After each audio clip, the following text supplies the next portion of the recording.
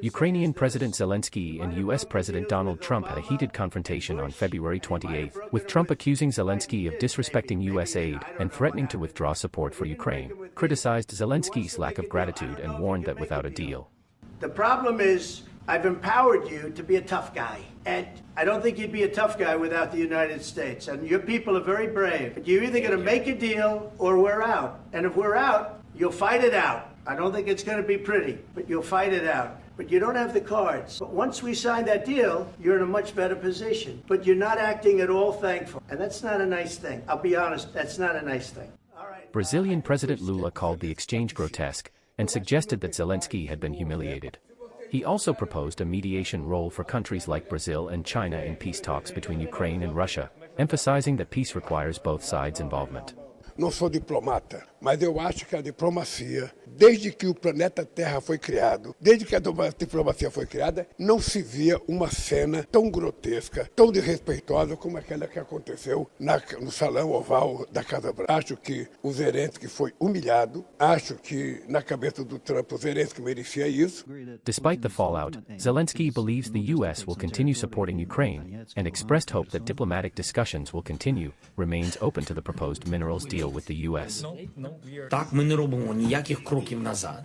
Це наша політика бути послідовною. Незважаючи на те, що сталося раніше, незважаючи на це, ми конструктивні. Якщо ми домовилися, що вона буде підписана, з нашого боку, ми готові підписувати. Я, чесно кажучи, думаю, що і Сполучені Штати будуть готові.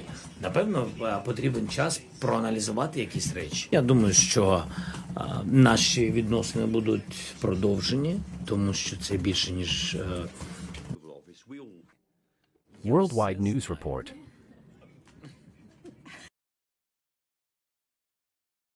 At a summit in London on Sunday, German Chancellor Olaf Scholz emphasized Ukraine would never bow to Russia, and highlighted the importance of a strong Ukrainian army for future defense, seeking security guarantees for Ukraine. This follows a tense clash between Ukrainian President Zelensky and U.S. President Trump.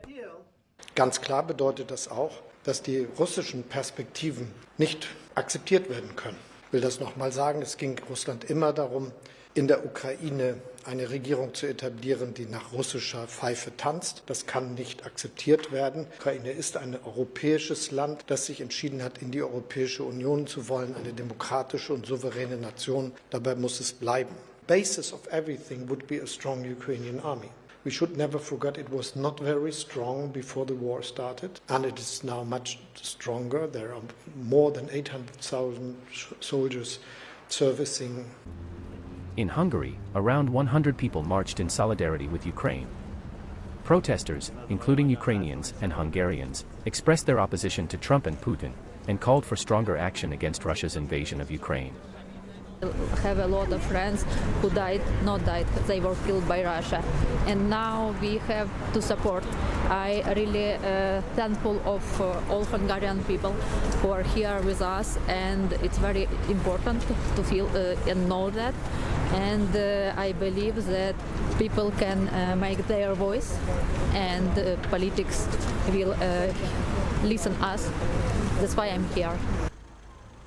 Worldwide News Report.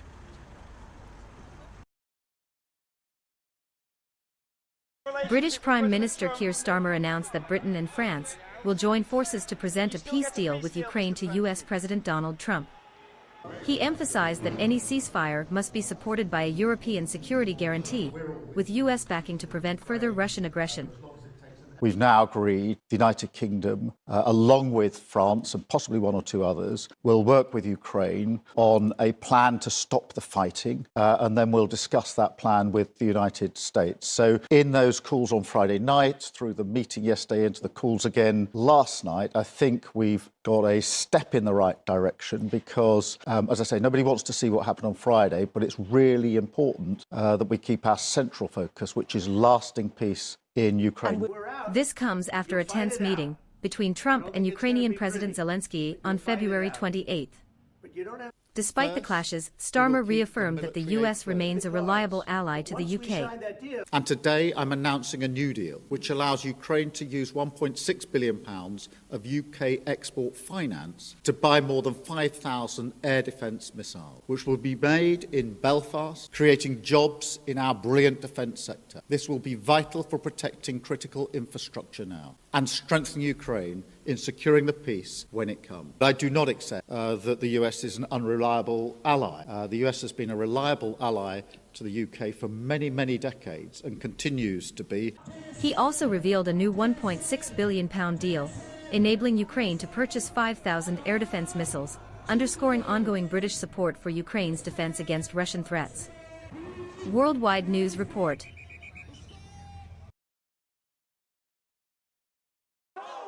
On Saturday, several hundred protesters, including the widow of Russian opposition leader Alexei Navalny, marched past Moscow's embassy in Berlin. The demonstrators carried placards and voiced strong opposition to how U.S. President Donald Trump treated Ukrainian President Zelenskiy during their clash at the White House. Trump tries to impose its will for Ukrainian people, and it's completely unacceptable. So we stand with Ukraine and hope that Ukraine will fight back together with partners, European partners, because it's Europe's security at stake, not only the fate of the Ukrainian people. How he speaks with the presidents, it's not normal, it's not okay for free people, and I hope Ukraine is like winning that war, everything will be good. Protesters condemned Trump's treatment of Ukraine, calling it completely unacceptable, and expressed solidarity with Ukraine. The protest highlighted growing concerns about the war with Russia and the international handling of the conflict. Worldwide News Report. Taiwan Semiconductor Manufacturing announced plans to invest an additional $100 billion in the U.S. to build 5 more semiconductor factories in the coming years. The announcement came during a meeting at the White House with Donald Trump, who emphasized the national security importance of boosting domestic chip production. Today, Taiwan Semiconductor is announcing that they will be investing at least $100 billion in new capital in the United States over the next short period of time to build state-of-the-art semiconductor manufacturing facilities. I think mostly it's going to be in Arizona. Trump's push for domestic manufacturing aims to reduce reliance on foreign-made chips and create more American jobs. This $100 billion in new investment will go into building 5 cutting-edge fabrication facilities in the great state that we just discussed, Arizona, and will create thousands of jobs, many thousands of jobs, and they're high-paying jobs. In total, today's announcement brings Taiwan Semiconductor investments to about $165 billion they've started already, among the largest new foreign direct investments in the United States. TSMC is the world's largest contract chip maker and a key supplier to major U.S. hardware manufacturers. This new investment is on top of TSMC's earlier commitment to expand its U.S. operations by $25 billion, including a 3rd Arizona factory by 2030. Worldwide News Report. U.S. President Donald Trump confirmed on Monday that 25% tariffs on Canada and Mexico will take effect on Tuesday, with reciprocal tariffs starting April 2nd. Trump made it clear that there was no room for negotiation, even if a deal was reached on curbing fentanyl flows into the U.S. On the tariffs, is there any room left for Canada and Mexico to make a deal before midnight? And should we expect those Chinese tariffs, the extra 10%, to take effect tomorrow? No room left for Mexico or for Canada. No, the tariffs, they're all set. They go into effect tomorrow. How high are you willing to go against China? Well, I can't say. It depends on what they do with their currency. It depends on what they do in terms of a retaliation with some kind of an economic retaliation, which I don't think they're going to retaliate too much. Mexican President Claudia Sheinbaum responded to Trump's threat by saying Mexico is prepared with multiple contingency plans. She emphasized that the country is ready to handle whatever decision the U.S. makes. O sea, de nuestra parte, pues hemos estado en comunicación, hemos hecho los acuerdos y las coordinaciones necesarias, pero es una decisión que depende del gobierno de los Estados Unidos, del presidente de los Estados Unidos. Entonces, cualquiera que sea esta decisión, pues nosotros también tomaremos nuestras decisiones. Y hay plan, y hay unidad en México, eso nos fortalece mucho. Despite the tension, Sheinbaum called the discussions with U.S. officials cordial. Worldwide News Report. British Prime Minister Keir Starmer stated on Monday that a prospective minerals deal between the US and Ukraine is not enough to guarantee peace with Russia.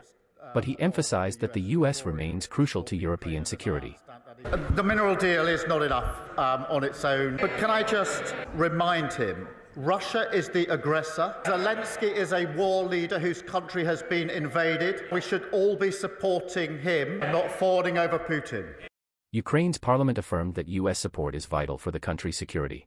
They described President Trump's peacekeeping efforts as decisive in working toward ending the war with Russia.